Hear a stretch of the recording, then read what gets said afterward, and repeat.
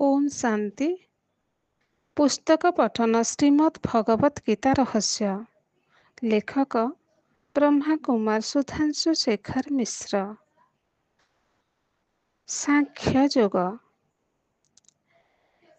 ईश्वरीय स्मृतियुक्त कर्म ही योग अटे। कर्मजं बुद्धियुक्ता ही फलं त्यक्त्वा मनीषिणः जन्म बंध विनिर्मुक्तः पदं गच्छन्त्यनामयम् यदा ते मोहकलीलं बुद्धिर्व्यतितरिष्यसि तदा गन्तासि निर्वेदं श्रोतव्यस्य श्रुतस्य च श्रुतिविप्रतिपन्ना ते यदा स्थास्यति निश्चला समाधावचला बुद्धिस्तदा योगमवाप्स्यसि। अर्थ परमात्मा स्मृतियुक्त ज्ञानी व्यक्ति माने कर्मजनित फल त्याग करी जन्म बंधनରୁ मुक्त होई परम पद निश्चित भाବରେ लाभ କରନ୍ତି। ଯେତେବେଳେ ତୁମର ବୁଦ୍ଧି ମୋହ ରୂପକ ପଙ୍କ ଅତିକ୍ରମ କରିବ ସେତେବେଳେ ତୁମେ ଶ୍ରୋତବ୍ୟ ଏବଂ ଶ୍ରୁତ ଶାସ୍ତ୍ର ବଚନର ବିଷୟରୁ ବୈରାଗ୍ୟ ପ୍ରାପ୍ତ ହେବ।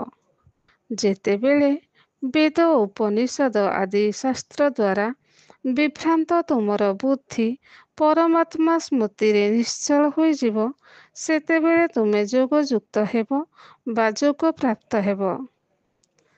ବ୍ୟାଖ୍ୟା। ମାୟାବାଦୀ କର୍ମ ସନ୍ନ୍ୟାସୀଗଣ କର୍ମକୁ ଜନ୍ମ ରୂପକ ବନ୍ଧନର କାରଣ ମନେ କରନ୍ତି।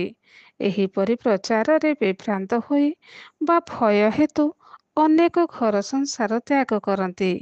ଏହି ତ୍ୟାଗରେ ଭୟ ପ୍ରଧାନ ଓ ଭକ୍ତି ଗୌଣ ହୋଇଯାଏ। ଭୟ ଏକ ମନ ବିକାର। ଭଗବତ ପ୍ରାପ୍ତି ପାଇଁ ସମସ୍ତ ମନ ବିକାର ତ୍ୟାଗ କରିବା ଆବଶ୍ୟକ। ଏଥିପାଇଁ ସଂସାର ଓ କର୍ମ ବାଧକ ନୁହେଁ। କର୍ମ ଓ କର୍ମ ଫଳରେ ଆସକ୍ତି ମଣିଷକୁ ବନ୍ଧନରେ ପକାଏ। ଜନ୍ମ ମଧ୍ୟ ବନ୍ଧନ ନୁହେଁ।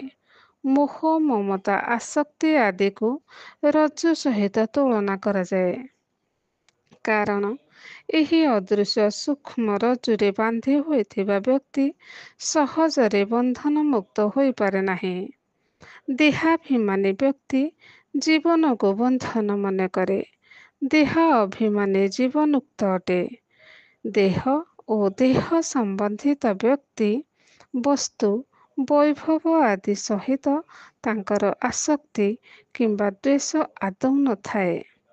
ଏହିପରି ସମବୁଦ୍ଧି ଯୁକ୍ତ ମନୀଷୀମାନଙ୍କୁ ଭଗବାନ ସ୍ଥିତପ୍ରଜ୍ଞ ଆଖ୍ୟା ଦେଇଛନ୍ତି।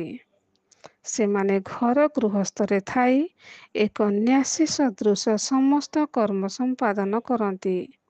ପରମାତ୍ମା ଏପରି ବ୍ୟକ୍ତିମାନଙ୍କୁ ପ୍ରକୃତ ସନ୍ନ୍ୟାସୀ ବୋଲି କହିଛନ୍ତି।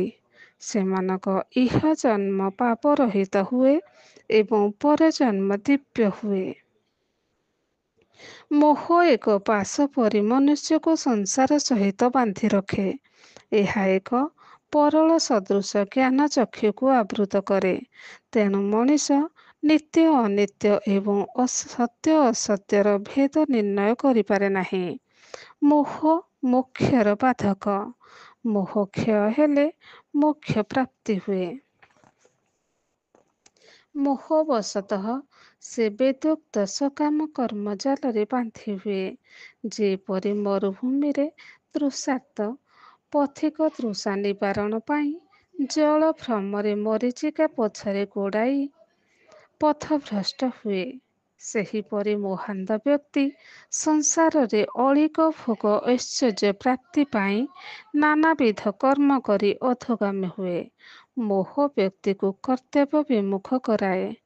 ଈଶ୍ୱରୀୟ ମାର୍ଗରେ ଚାଲିବା ପାଇଁ ଏହା ନାନା ପ୍ରକାର ପ୍ରତିବନ୍ଧକ ସୃଷ୍ଟି କରେ।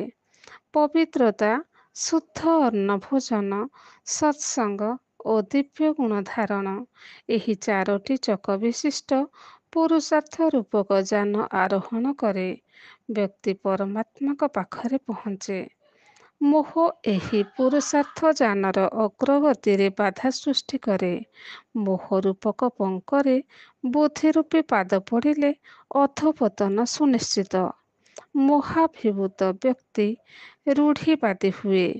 ଶାସ୍ତ୍ରାଧ୍ୟୟନ ଓ ଶ୍ରବଣ ଦ୍ୱାରା ଲବ୍ଧ ଜ୍ଞାନ ଭିନ୍ନ, ସେ ନୂତନ କିଛି ଗ୍ରହଣ କରିପାରେ ନାହିଁ। ମୋହ ତାର ବୁଦ୍ଧିକୁ କ୍ଷୀଣ କରିଦିଏ। ମୋହବଶତଃ ଅର୍ଜୁନ ମଧ୍ୟ କର୍ତ୍ତବ୍ୟ ବିମୁଖ ହୋଇପଡ଼ିଥିଲେ। ଜ୍ଞାନର ମହାସମୁଦ୍ର ପରମାତ୍ମାଙ୍କ ବଚନକୁ ସେ ବେଦାଦି ଶାସ୍ତ୍ରୀୟ ଜ୍ଞାନ ଦ୍ୱାରା ଖଣ୍ଡନ କରିବାକୁ ମଧ୍ୟ କୁଣ୍ଠିତ ହୋଇନଥିଲେ।